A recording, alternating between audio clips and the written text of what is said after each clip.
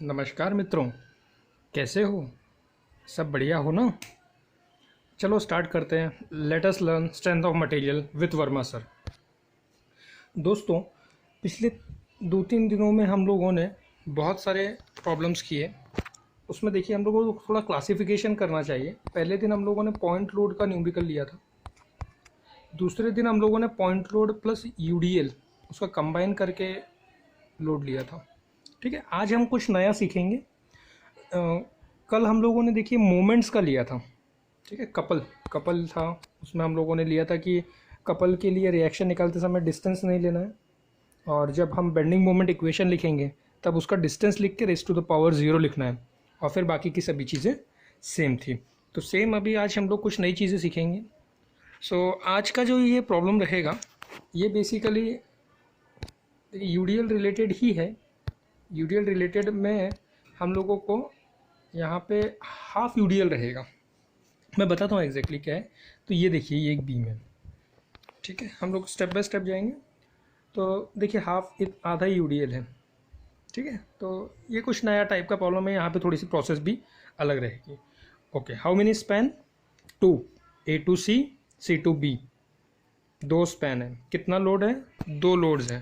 पहला लोड है एक 25 किलो न्यूटन पर मीटर का यूडीएल, और एक 35 किलो न्यूटन का पॉइंट लोड है सी पॉइंट पे। अब हमारा एम है, पहली स्टेप है रिएक्शन निकालना। कैसे निकालेंगे रिएक्शन? तो रिएक्शन निकालने के लिए देखिए, मोमेंट एट ए लेंगे। मोमेंट एट ए लेने पे clockwise positive, anti clockwise negative. तो ये 35 का प्लस जाएगा। सो 35 इंटू ए पॉइंट से हम लोगों को डिस्टेंस गिनना है, तो 35 इंटू 2। बाद में प्लस ये 25 का यूडीएल है, तो 25 इंटू कितने डिस्टेंस पे यूडीएल? 2 डिस्टेंस पे है। बट यूडीएल कहाँ एक्ट होता है? सेंटर पे। इसके सेंटर पे जितना यूडीएल है उसके सेंटर पे। तो ये 2 पे था, तो 2 का सेंटर 1, तो यहाँ एक्ट होगा, और इसका डिस्टेंस ए से गिनना है, तो इंटू 1। ठीक है, बाकी इधर आर बी रहेगा। तो R B is minus anticlockwise, तो minus R B into distance from A, तो वो डिस्टेंस है 6। तो उसके बाद यू जस्ट चेक कि R into 0। Just a minute, हाँ दोस्तों, मैं ऑफलाइन कर देता हूँ मोबाइल।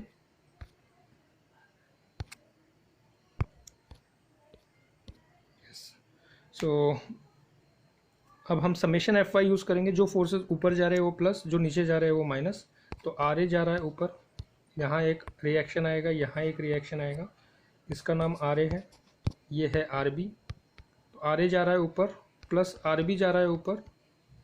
ये 35 का नीचे आ रहा है।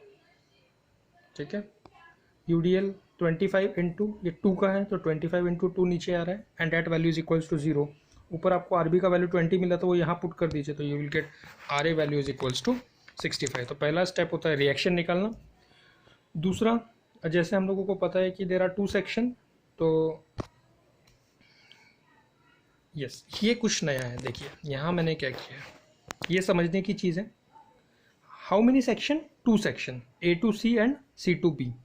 ठीक है, इस प्रॉब्लम में क्या चीज़ डिफरेंट है, ये आपको सिर्फ उतनी ही चीज़ ध्यान में रखना है कि जिस प्रॉब्लम में यूडीएल हो, अब मेरा सेक्शन लाइन कहाँ होगा?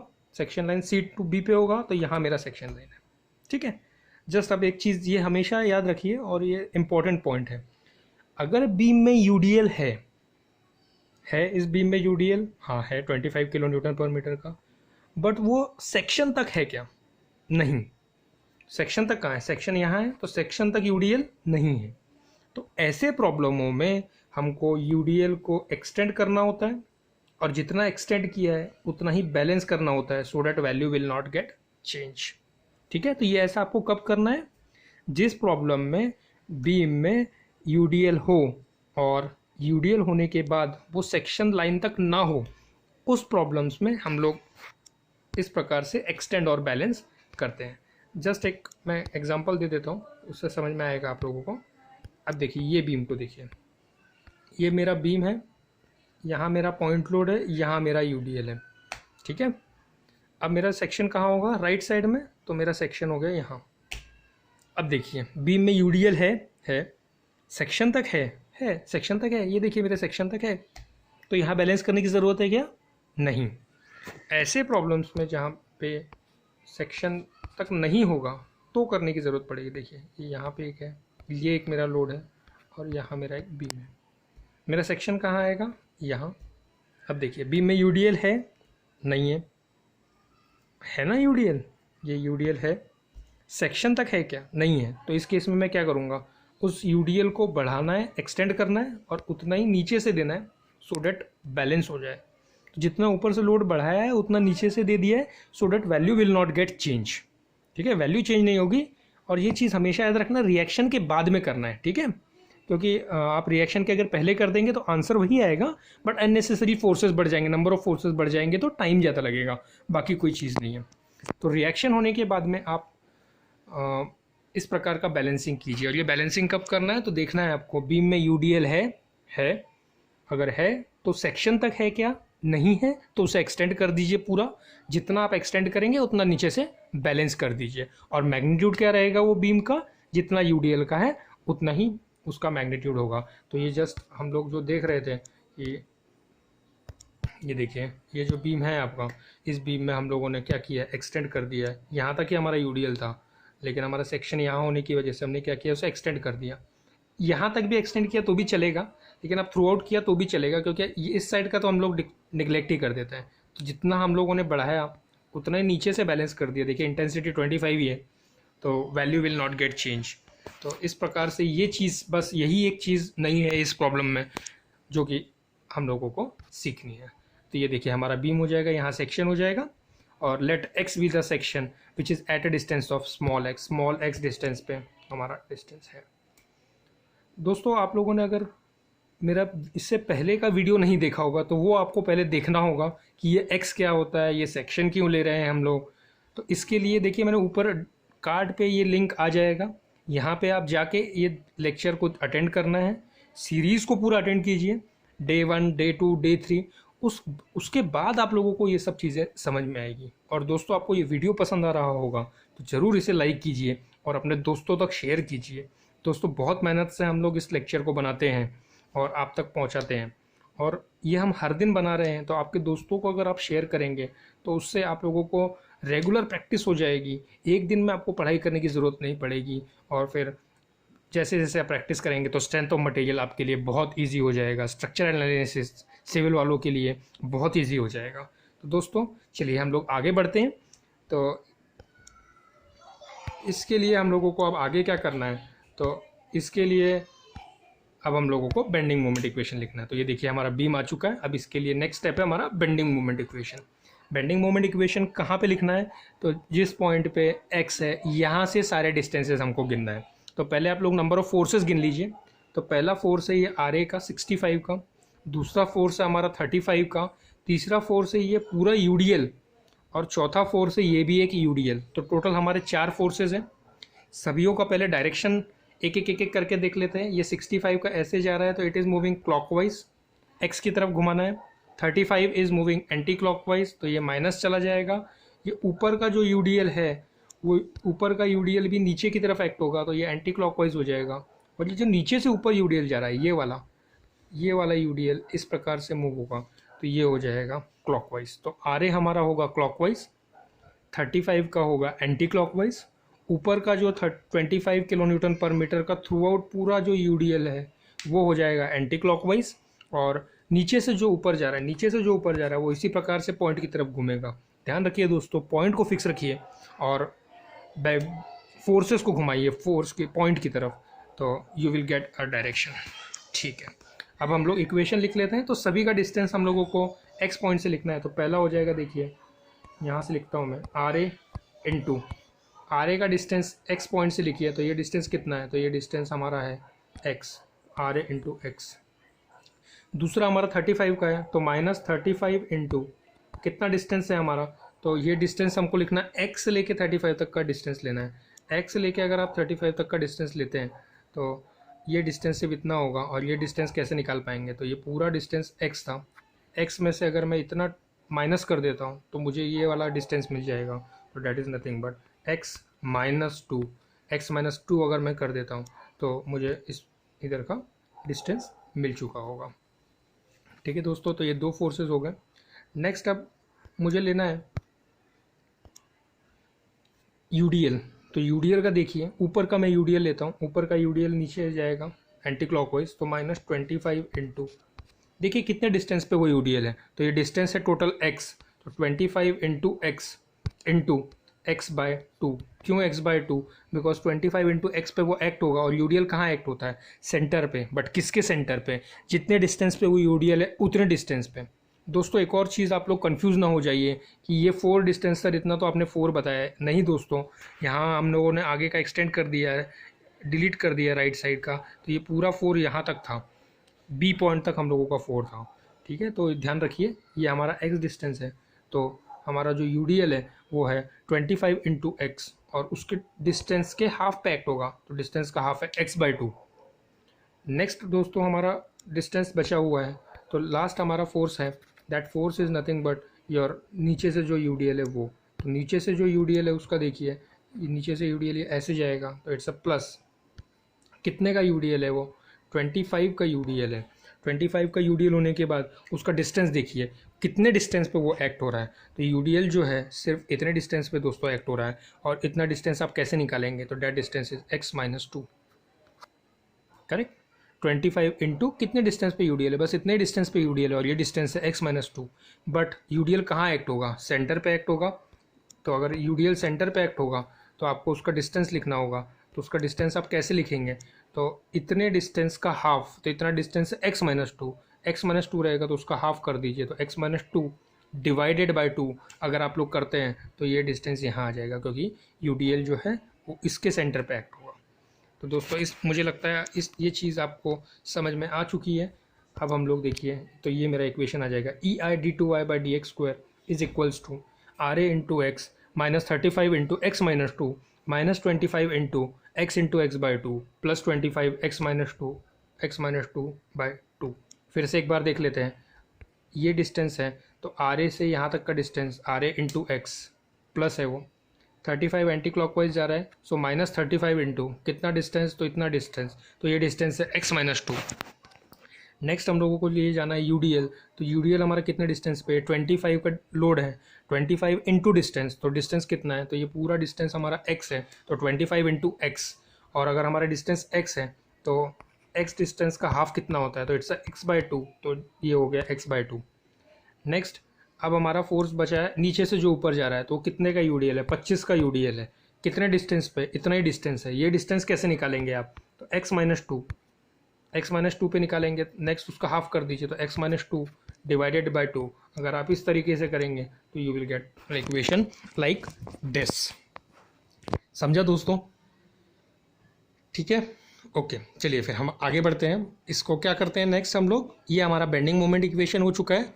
नेक्स्ट हम लोगों को क्या करना है, तो इसका हम लोगों को इंटीग्रेशन करना है, और इंटीग्रेशन करते समय ध्यान रखिए कि इंटीग्रेशन करने के बाद आपको ब्रैकेट ओपन, इंटीग्रेशन करने के बाद आपको स्लोप इक्वेशन मिलेगा, और इंटीग्रेशन करते समय ब्रैकेट ओपन नहीं करना है। ये चीज़ हम लोगों ने डे 1 और डे 2 में डिस्कस की है।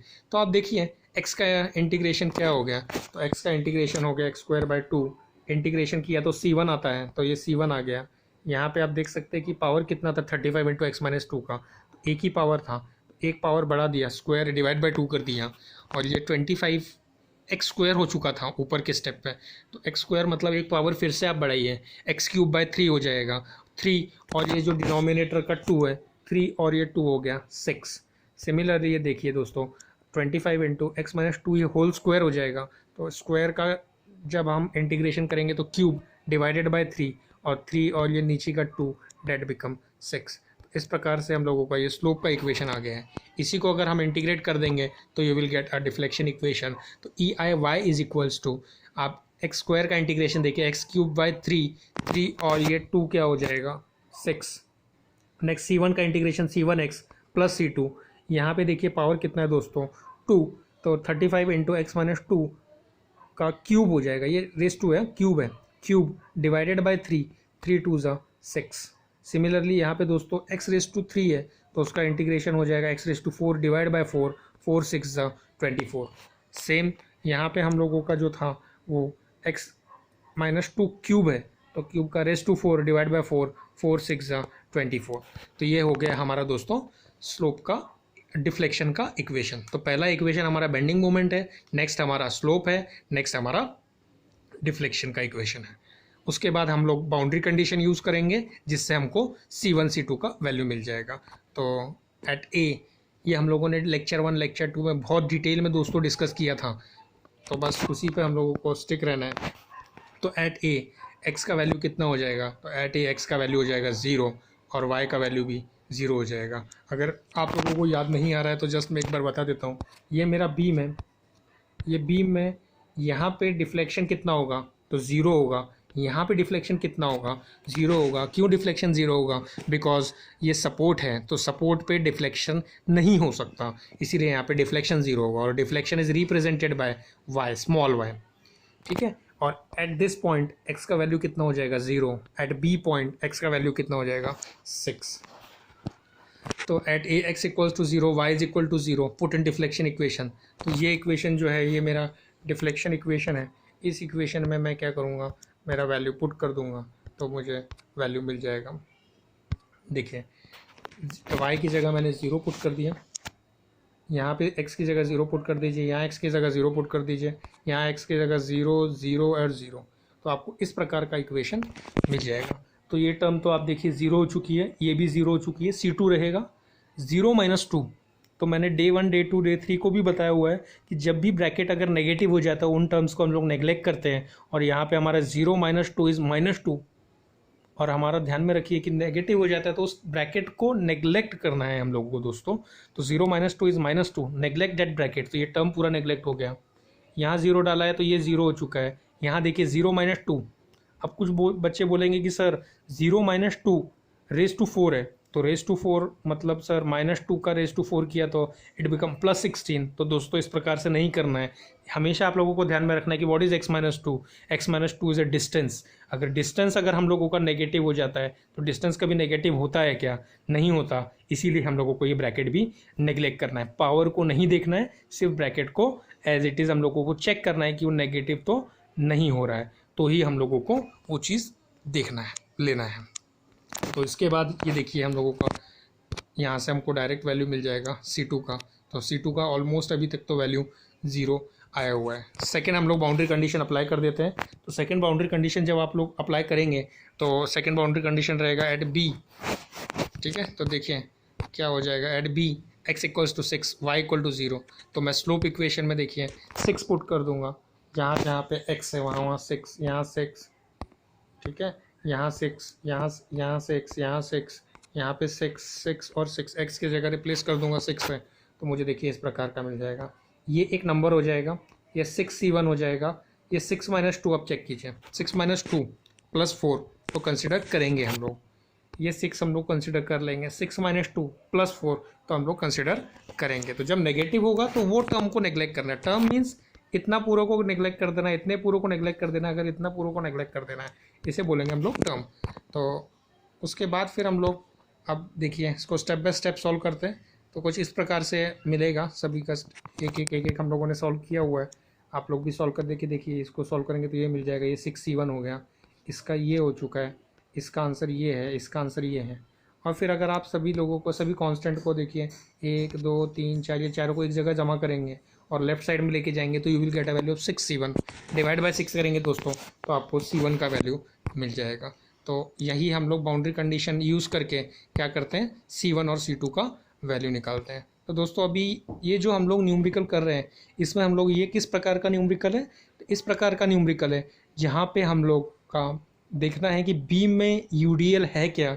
अगर बीम में यूडीएल है तो उसे सेक्शन तक है क्या, वो अगर नहीं है तो उसे वहाँ तक एक्सटेंड करना है, और जितना हम एक्सटेंड करेंगे उतना नीचे से बैलेंस करना है, और उसके बाद बेंडिंग मोमेंट इक्वेशन लिखना है दोस्तों, ठीक है। तो मुझे लगता है ये C1 C2 का कॉन्सेप्ट आपको समझ में आ गया। देखिए हम डे 1 डे 2 डे 3 से चीज़ें कर रहे हैं, सभी प्रोसीजर सेम है, सिर्फ आप लोगों को क्या करना है, छोटे छोटे कॉन्सेप्ट ध्यान में रखना है। कल का क्या कॉन्सेप्ट था, मोमेंट में क्या रूल हमको ध्यान रखना था, आज का क्या कॉन्सेप्ट है, यूडीएल अगर इस प्रकार का होगा तो इस प्रकार से करना है। बस छोटी छोटी चीज़ें आप लोगों को ध्यान रखना है, बाकी की तो सारी चीज़ें आप लोग देखेंगे तो सभी चीज़ें सेम है। दोस्तों कल हम लोगों ने डिस्कस किया था कि मैं आपको हर दिन कुछ ना कुछ साइंस या इंजीनियरिंग से रिलेटेड कुछ ना कुछ नए डेवलपमेंट्स क्या हो रहे हैं इंडिया में या अब्रॉड में, उसके बारे में आप लोगों को बताऊं, गवर्नमेंट क्या रिफॉर्म लेके आ रहा है इंजीनियर्स लोगों के लिए, उस बारे में बताऊं। तो आज मैंने आपको 6 बजे लेक्चर अटेंड करने कहा था एनपीटीईएल का, होपफुली आप लोगों ने लेक्चर अटेंड किया होगा। दोस्तों अब आज के लिए मैंने लेके आया हुआ है एक इंटर्नशिप है जो कि इंटेल इंडिया ऑफ़र कर रही है, तो ये आप लोगों के लिए यूज़फुल हो सकता है। तो जस्ट मैं रीड कर रहा हूँ उन्होंने क्या कहा है। Intel India offers internship opportunities with hands-on technical education experience and valuable networking. Many opportunities exist within Intel engineering businesses and general management groups. तो दोस्तों ये एक इंटर्नशिप है जो AICTE और इंटेल इंडिया मिल के चालू कर रहे हैं। इसका लिंक मैं आपको डिस्क्रिप्शन बॉक्स में नीचे दे दूंगा, आप वहाँ पे क्लिक करके और इसके बारे में और जानकारी ले सकते हैं। यहाँ पे जाके आप अप्लाई कर सकते हैं और फिर जो कि आपको आगे इंटर्नशिप के लिए यूज़फुल होगा दोस्तों। ठीक है, चलिए अब हम लोग आगे बढ़ते हैं। तो दोस्तों हमेशा ध्यान दीजिए, आप वर्मा सर के साथ में जो आपको स्ट्रेंथ ऑफ मटेरियल पढ़ा रहे हैं बहुत ही ईजी तरीके से दोस्तों। इससे बहुत डिफ़िकल्ट लेवल पे होता है ये, लेकिन हम इसको इतना ईजी कर रहे हैं कि आप लोगों को बहुत ही आसानी से स्ट्रेंथ ऑफ मटेरियल समझ में आ जाए। तो अब एक बार हमारा C1 C2 निकल गया तो अब क्वेश्चंस हम लोग ले लेते हैं। तो जनरली हम लोगों को बीम पे क्या निकालना होता है, डिफ्लेक्शन। तो एट C पे मुझे डिफ्लेक्शन निकालना है। तो देखिए एट C यहाँ पे ये पूरा डिस्टेंस x है। तो दोस्तों बताइए एट AX का वैल्यू कितना होगा। तो एट AX का वैल्यू 0 होगा, एट CX का वैल्यू 2 होगा, एट BX का वैल्यू 6 होगा। तो अब मुझे डिफ्लेक्शन एट C निकालना है, तो मैं क्या करूँगा, x का वैल्यू 2 पुट कर दूंगा। कहाँ पुट कर दूंगा, स्लोप के इक्वेशन में डिफ्लेक्शन के इक्वेशन में पुट कर दूंगा। तो ये मेरा डिफ्लेक्शन का इक्वेशन है, यहाँ पे मैंने वैल्यू पुट कर दी है। ये देखिए ये मेरा डिफ्लेक्शन के इक्वेशन जो मैंने पहले लिखा हुआ था बस उसे ही वापस लिखा हुआ है। सिंपल, यहाँ पे x का वैल्यू आप अगर 2 पुट करेंगे तो यहाँ 2 पुट करेंगे तो एक नंबर हो जाएगा। RA का वैल्यू आप लोगों को पता है 65 है, ये यहाँ पुट कर दीजिए। यहाँ पे C1 का वैल्यू पता है, C1 का वैल्यू 147.221 आया था, वो यहाँ पुट -147.221 था। x का वैल्यू 2 पुट कर दीजिए। C2 0 आया था, ये पुट कर दीजिए। यहाँ 2 - 2 ये टर्म 0 हो जाएगा, यहाँ 2 डाल दीजिए तो ये टर्म आ जाएगा। ये 2 - 2 ये टर्म 0 हो जाएगा, नेगलेक्ट नहीं है, 0 हो जाएगा। ठीक है, तो इसको अगर आप लोग कैलकुलेट करेंगे तो ऑटोमेटिकली आपको क्या मिल जाएगा, बहुत ही आसानी से। देखिए मैंने वैल्यू डाल दी है, तो यू विल गेट -224.442 और इसको अगर डिवाइड बाई EI करेंगे तो you will get YC, Y at C point. Y means deflection और डिफ्लेक्शन का यूनिट होता है मीटर। ठीक है, तो सिंपल है। नेक्स्ट अब हम लोग देख लेते हैं। तो नेक्स्ट हम लोगों का पॉइंट है स्लोप एट एंड्स पूछा हुआ है दोस्तों। स्लोप एट एंड्स पूछा हुआ है तो एंड्स में देखिए हम लोग स्लोप का इक्वेशन डाल देंगे। एंड्स मतलब 2 एंड, तो एंड से हमारा A और B, तो A और B पे हम लोग स्लोप एंड डिफ्लेक्शन निकालेंगे। तो एट AX का वैल्यू 0 स्लोप निकाल लेंगे। तो यहाँ एकदम सिंपल है, यहाँ आप 0 डाल दीजिए, यहाँ आप 0 डाल दीजिए। तो ये 0 - 2 नेगेटिव, तो ये नेगलेक्ट हो जाएगा। यहाँ 0 डाल दीजिए, 0 - 2 नेगेटिव, तो ये नेगलेक्ट हो जाएगा। तो देखिए पूरा आंसर 0 नहीं हो जाएगा, ये C1 बचा हुआ है। C1 का वैल्यू है -147.221, तो सिर्फ C1 बचेगा। तो final answer C1 divided by EI हो जाएगा। तो you will get a slope eight A।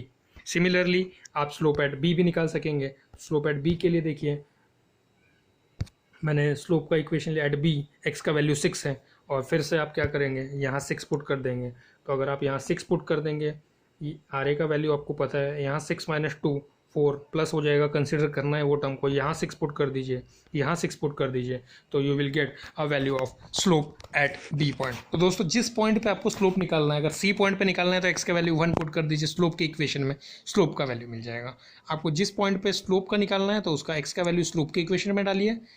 Cup bending अगर आपको डिफ्लेक्शन निकालना है तो डिफ्लेक्शन के इक्वेशन में x का वैल्यू डाल दीजिए। दोस्तों अब हम एक बहुत ही इंपॉर्टेंट चीज़ पढ़ेंगे जो कि एक नई चीज़ है। ये चीज़ आप लोगों को हमेशा ध्यान में रखनी है, थोड़ा सा नया है, ये चीज़ को आप नोट डाउन भी कर लीजिए, मैं पॉइंट्स लिख के दे रहा हूँ। नेक्स्ट अब हम लोग निकाल रहे हैं, देखिए इससे पहले हम लोगों ने क्या किया है, A पे निकालिए, B पे निकालिए डिफ्लेक्शन, स्लोप निकालिए, ये सब निकालते रहते हैं। लेकिन एज ए इंजीनियर मुझे क्या पता होना चाहिए कि बीम में मैक्सिमम डिफ्लेक्शन कितना है, क्योंकि जब तक मुझे मैक्सिमम डिफ्लेक्शन नहीं पता चलेगा तो मैं उसका स्ट्रेंथ या फिर उसका अगेंस्ट एक्शन नहीं ले पाऊंगा, उसको फेलियर होने से रोक नहीं पाऊंगा। इसीलिए next concept is condition maximum deflection. कहाँ किस पॉइंट पे डिफ्लेक्शन मैक्सिमम है, ये आप लोगों को दोस्तों निकालते आना चाहिए बीम का। तो इसके लिए एक बहुत ही सिंपल चीज़ है, एक छोटा सा कॉन्सेप्ट है, मैं आपको बताता हूँ। यहाँ ये देखिए एक बीम है, यहाँ आप लोगों ने लोड दिया, इससे क्या हो जाएगा, इस प्रकार से आ जाएगा। ठीक है, तो दोस्तों देखिए इस प्रकार से आ जाएगा। तो यहाँ आप क्या करेंगे, इस कर्व को क्या कहते हैं, डिफ्लेक्शन कर्व। मैंने लेक्चर 1 में बताया था, आप देख लीजिएगा दोस्तों, लेक्चर 1 का वीडियो में डिस्क्रिप्शन बॉक्स में डाल दूंगा। तो ये मेरा डिफ्लेक्शन हो चुका है। अब स्लोप हमने क्या पढ़ा था, अगर मुझे स्लोप एट दिस पॉइंट निकालना है तो मैं यहाँ क्या करूँगा, इस डिफ्लेक्शन कर्व को हॉरिजॉन्टली एंगल गिनूंगा और इसका एंगल मेरा कितना हो जाएगा, that is the slope eight that point. अब मुझे देखिए, और उसका एंगल हॉरिजॉन्टली गिनना है। अब मुझे इस पॉइंट पे देखिए स्लोप निकालना है, तो मैं क्या करूँगा, इसका टेंजेंट ले लूँगा और इसका एंगल हॉरिजॉन्टली गिनूंगा।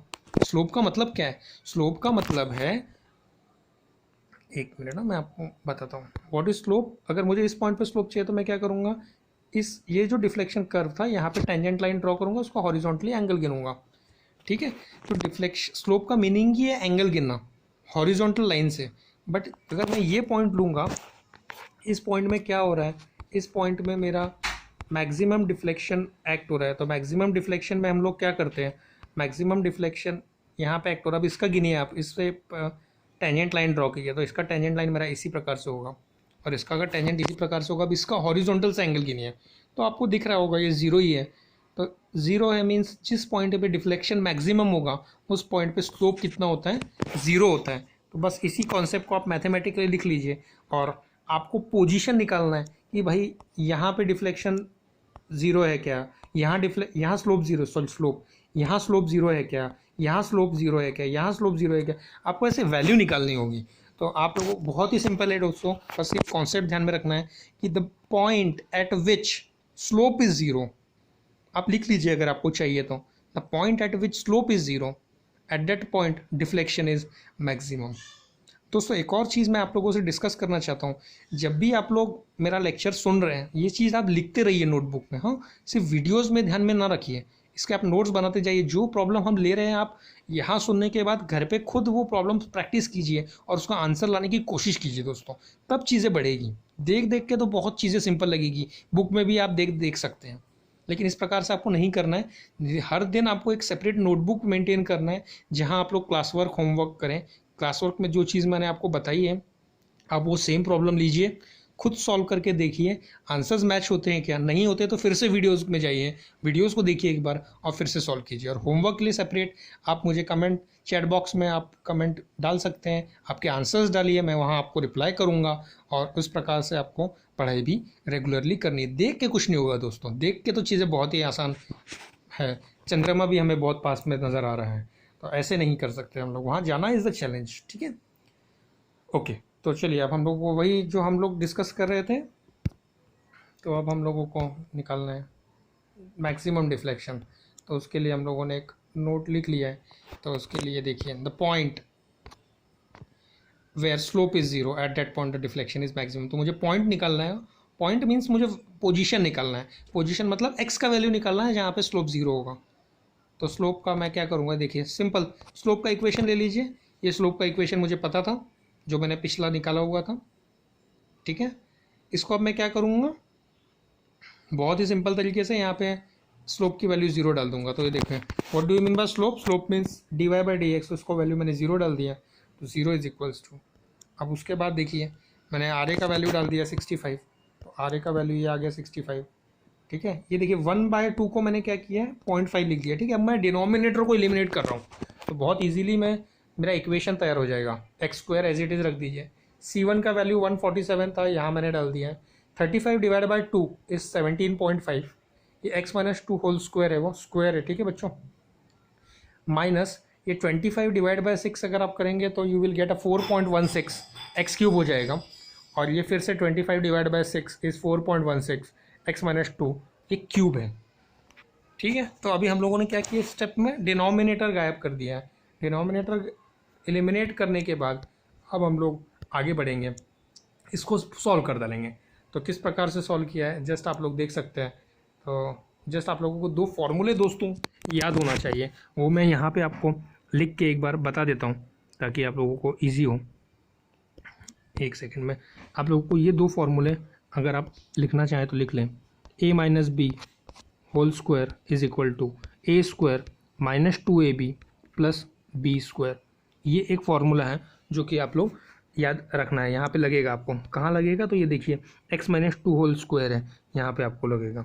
सिमिलरली दोस्तों एक और फार्मूला है a minus B whole cube का, तो formula is a cube minus 3a square B plus 3ab square minus B cube. ध्यान में किस प्रकार से रखना है, ऑल्टरनेट प्लस माइनस। देखिए इधर प्लस है, इधर माइनस है, इधर प्लस है, इधर माइनस है, ठीक है। So a cube minus 3a square B plus 3ab square minus B cube. तो ये फॉर्मूला आप नोटबुक में लिख लीजिए। उसके बाद देखिए मेरा नेक्स्ट स्टेप किस प्रकार से वर्क करेगा। तो देखिए अब यहाँ क्या हो गया, 65 इंटू 0.5 इज 32.5, एक्स स्क्वायर का एक्स स्क्वायर आ गया। ये 147.221 वो एज इट इज़ है, 17.5 एज इट इज़ है। यहाँ अप्लाई कीजिए a minus B whole square, तो a स्क्वायर, तो x का square is X square minus 2ab, तो 2ab मीन्स 2 इंटू 2 4, तो 4x हो गया, प्लस b स्क्वायर, तो प्लस b स्क्वायर मतलब प्लस b, ये b का वैल्यू है 2, तो 2 का स्क्वायर इज 4। सिमिलरली दोस्तों 4.16 X cube is as it is, ये फिर से 4.16 है। अब यहाँ पे मुझे अप्लाई करना है a minus B whole cube, तो a माइनस बी क्यूब का formula, a minus B whole cube का formula a cube minus 3a square B minus 3ab square minus B cube. तो ऑल्टरनेट प्लस माइनस देख लीजिएगा, ये plus minus इस प्रकार से ये फॉर्मूला। यहाँ पे a का वैल्यू क्या है, तो a इज़ x और ये है हमारा, ये a है, ये b है। सिंपल a से यहाँ पुट कर दीजिए तो you will gate a cube, तो x का cube is x cube, 3a square b is become 6x square plus 3ab square means 3 into b का स्क्वायर कीजिए तो 2 का स्क्वायर इज 4, 4 3 ज़ा 12x माइनस b क्यूब, तो ये 2 का क्यूब कर दीजिए तो 2 का क्यूब होता है 8। तो आप लोगों ने सारा ब्रैकेट ओपन कर दिया, थोड़ा सा मैथमेटिकली है बट सॉम विदाउट मैथमेटिक्स तो बेसिक मैथमेटिक्स तो नहीं हो सकता। अब देखिए यहाँ पे सिर्फ मैंने ब्रैकेट ओपन कर दिया है, सिंपल है एकदम। यहाँ पे 17.5 जो है उसे अंदर इधर मल्टीप्लाई किया है, 17.5 तो इधर मल्टीप्लाई किया है, 17.5 इधर मल्टीप्लाई किया, तो आई विल गेट दिस। ये टर्म को एज इट इज़ लिखा हुआ है, 4.16 को इधर मल्टीप्लाई किया है, 4.16 को इधर मल्टीप्लाई किया है, 4.16 को इधर मल्टीप्लाई किया है, 4.16 को इधर मल्टीप्लाई किया है, तो मुझे इस प्रकार से टर्म्स मिल जाएंगे। अब उसके बाद नेक्स्ट स्टेप मुझे क्या करना है, तो देखना है x cube, x square, x और कांस्टेंट, ये टर्म्स को एक एक सब क्लब करना है। तो एक्स क्यूब वाले पहले स्टार्ट करेंगे। ये देखिए ये दोनों एक्स क्यूब के टर्म थे, एक प्लस एक माइनस है, ये दोनों कैंसिल हो गए। अब मुझे एक्स स्क्वायर वाले क्लब करना है, तो आप कैलकुलेटर में कीजिए, माइनस 17.5 माइनस 29 और 24.96, तो ये आप करेंगे तो you will get something x square, कुछ एक्स स्क्वायर मिल जाएगा। नेक्स्ट आप लोग एक्स वाले टर्म जमा कीजिए, तो एक्स वाले टर्म के लिए आप देखिए, एक्स वाले टर्म के लिए मैं एक बार कलर चेंज कर देता तो ईजी रहेगा आप लोगों को। एक्स वाले टर्म के लिए देखिए 70x, ठीक है।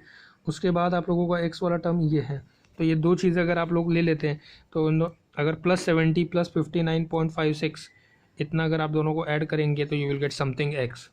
नेक्स्ट आप लोगों के पास बच जाता है,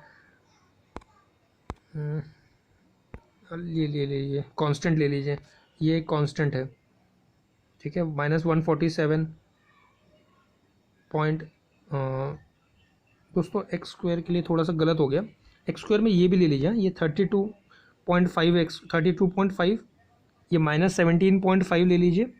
और उसके बाद फिर आप लोग एक्स स्क्वायर का टर्म देख लीजिए 24.96, इसको मिला के एक टर्म मिलेगा।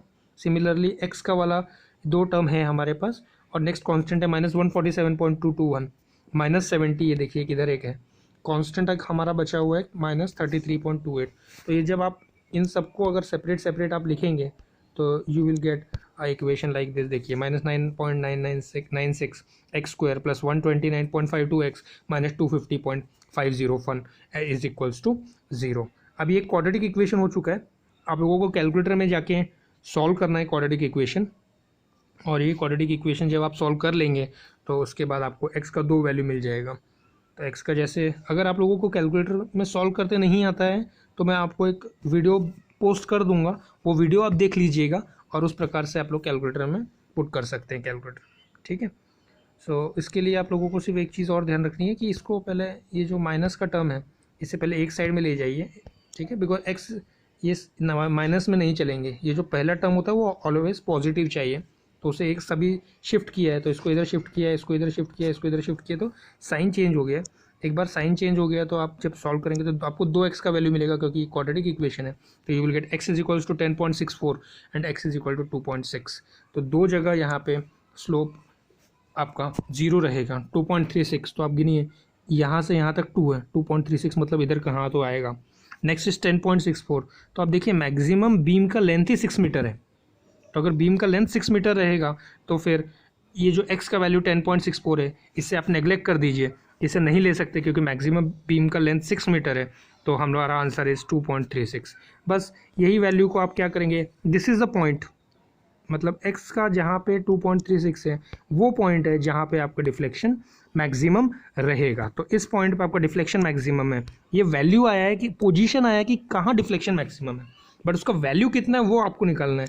तो सिंपल चीज़ है, अगर आपको वैल्यू निकालना है तो आप क्या कीजिए, ये आप डिफ्लेक्शन का इक्वेशन ले लीजिए, तो ये मेरा डिफ्लेक्शन का इक्वेशन है और सिंपल वो डिफ्लेक्शन के इक्वेशन में मैं x का वैल्यू 2.36 अगर पुट कर दूंगा तो मुझे वैल्यू मिल जाएगा मैक्सिमम डिफ्लेक्शन का। तो दोस्तों मैं आपको ऑलरेडी बता चुका हूँ कि जिस पॉइंट पे मुझे डिफ्लेक्शन चाहिए उस पॉइंट का x का वैल्यू अगर मैं पुट कर देता हूँ तो मुझे उस पॉइंट पे उस पॉइंट का डिफ्लेक्शन मिल जाएगा।